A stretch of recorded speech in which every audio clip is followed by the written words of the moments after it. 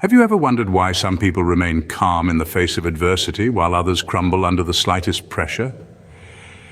Well, the secret often lies in emotional control, a skill that has profound effects on our daily lives.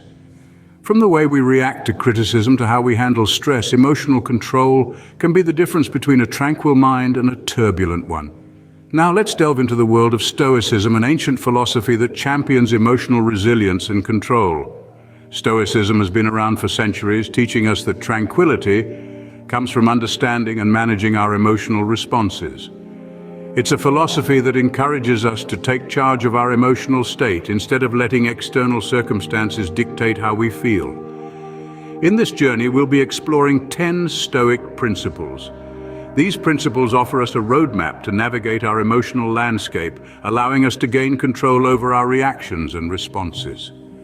By harnessing these Stoic principles, we can become emotionally stronger and more resilient in the face of life's challenges.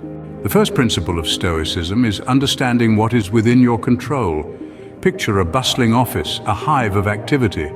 You're at your desk, juggling a multitude of tasks, stress levels rising. Now pause. Ask yourself, what aspects of this situation are truly within my control? The answer?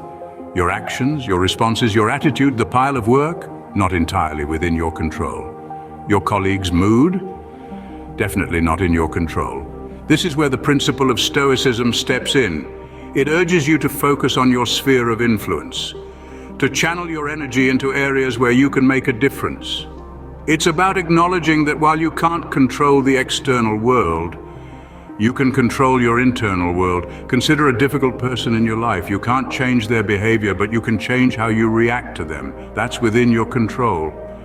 Remember, Stoicism teaches us to focus our energy on things we can change and accept the things we cannot. The second Stoic principle is the practice of negative visualization. Stoicism encourages us to mentally rehearse negative outcomes, not to cultivate pessimism, but to develop resilience and emotional preparedness. Consider this scenario. You've been prepping for a crucial job interview or an important presentation. The natural instinct is to imagine everything going perfectly. However, Stoicism suggests a different approach. Imagine the interview or presentation not going as planned. What if they ask a question you hadn't anticipated? What if your mind goes blank? By allowing these negative outcomes into your mental rehearsal, you're not inviting failure. Instead, you're preparing yourself for potential challenges. You're training your mind to stay calm, composed, and adaptable, no matter what happens. This isn't about expecting the worst. It's about facing potential realities head-on, thereby reducing the shock and stress when things don't go as planned. By anticipating potential challenges, we can better prepare for them and manage our emotions when they arise. The third Stoic principle is living in accordance with nature. This principle encourages us to embrace the world as it is, not as we wish it to be. It urges us to accept the natural order of things instead of resisting it. Imagine the changing seasons. We can't control them. They come and go whether we like it or not. Instead of resenting winter's chill or summer's heat, we can accept each season for what it is, finding beauty in the snowflakes and the sun rays alike. Consider the process of aging. It's a natural part of life, as inevitable as the setting sun. Stoicism teaches us to embrace this process, to see the beauty in every stage of life, from the exuberance of youth to the wisdom of old age. By living in harmony with nature, we align ourselves with the ebb and flow of life itself. This alignment brings inner peace, and with it, emotional control. By accepting the natural order of things, we can achieve inner peace and emotional control. In the remaining time, we will quickly go through the remaining 7 Stoic principles. The fourth principle is practicing self-discipline. This means exercising control over your desires and impulses. Think of it like this. You're at a party, and there's a delicious chocolate cake on the table. You've already had a slice, but you're tempted to have another. Practicing self-discipline means resisting this temptation, acknowledging that while the cake is indeed delicious, having another slice isn't necessary. Next up, the fifth principle, pursuing wisdom. Stoics believe in lifelong learning and growth. This doesn't mean you need to bury your nose in a book at all times. It could be as simple as asking a colleague to explain a concept you're unfamiliar with, or seeking out a podcast on a topic that piques your interest. Wisdom is not a destination, but a journey. The sixth principle is practicing impartiality. This means not letting personal biases cloud your judgment. Imagine you're a manager and you're selecting a team for a new project. Two of your team members are up for consideration. One is your close friend, and the other is someone you don't know as well. Practicing impartiality means choosing the best person for the job, regardless of your personal relationships. The seventh principle is accepting change. The world is in a constant state of flux, and the ability to adapt is crucial. Consider a time when a project you were working on didn't go as planned.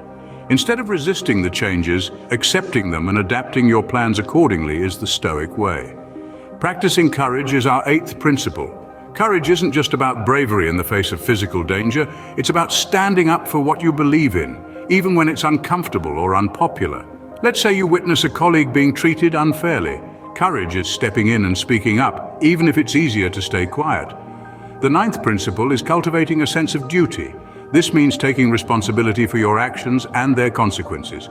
If you're a team leader, for instance, and your team fails to meet a deadline, it's your duty to own up to the failure and find a way to make things right. Finally, the 10th principle, embracing humility. Stoics understand that no one is perfect and there's always room for improvement.